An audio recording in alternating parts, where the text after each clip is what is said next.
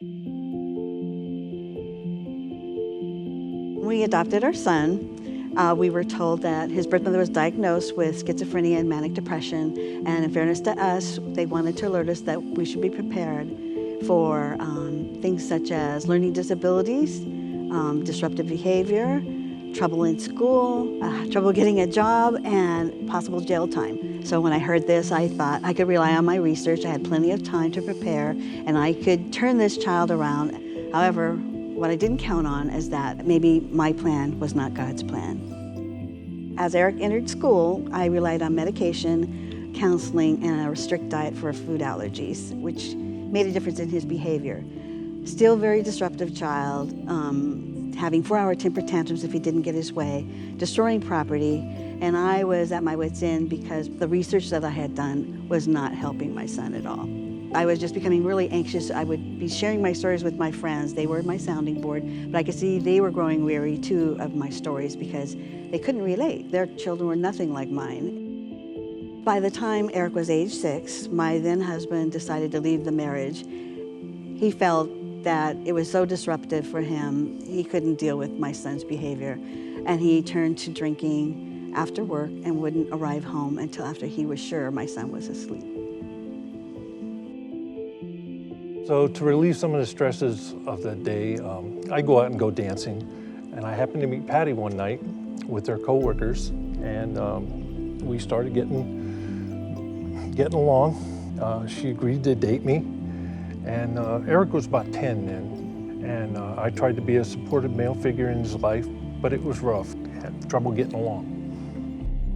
When Eric was 13, we sent him to a wilderness program for 3 years in Montana, thinking we would have a new, improved son. Unfortunately, when he came back, he had even more resentments. He picked up right where he left off with drinking, drugs, fighting. He wound up getting arrested at age 18 and was shocked to find out that his mom could no longer pick him up. He was now 18, he would be doing his time, and I couldn't help him. And I spent the entire 12 months, every Saturday, waiting in line for 8 hours to visit him. Patty and I got married in August of 2004. We helped Eric get a job at 21. Unfortunately, he got fired and ended up using his unemployment money for drugs and alcohol. He started stealing some of my stuff. I lost my wedding ring. I lost a lot of tools, most everything that wasn't tied down at the house. He used it for drugs and alcohol. I was upset. I was really mad at Eric. A lot of it I took out on Patty. I told her that she had to choose between me and her son. I couldn't take this anymore. I remember the last incident. She just grabbed me tightly and we prayed a prayer to God for patience for me. Her cry to God reminded me of Isaiah 33:2. "Oh Lord, be gracious to us. We long for you. Be our strength in the morning, our salvation in times of distress." That verse gives me strength, and that's why we're still together today. My depression of failing my son and David did not go unnoticed by a coworker who was a member of Kairos Prison Ministry. Kairos is Greek for God's special time. And I reluctantly agreed to attend, and I found it to be a godsend because the pastor, the leaders, the speakers, the cooks, the musicians, and all the invited guests had something in common. They all were going through what I was going through with someone incarcerated.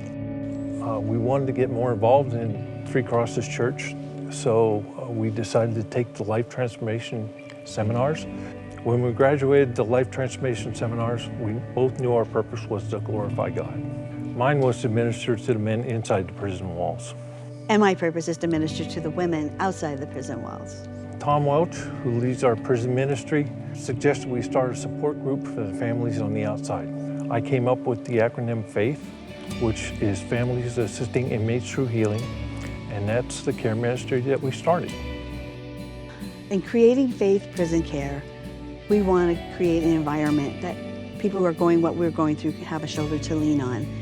For those who have loved ones who are struggling with mental illness, domestic violence, drug abuse, criminal activity, we want them to know that there's a safe place that they can share. Our son Eric, now 32, is once again sitting in Santa Rita, waiting for sentencing on a new violation. We were leaning on God now. He's big enough for the situation. And when we lean on God, we glorify Him best by having others lean on us. So if you have a loved one in prison and you're looking for support and hope, give us a call. We want to help you any way we can.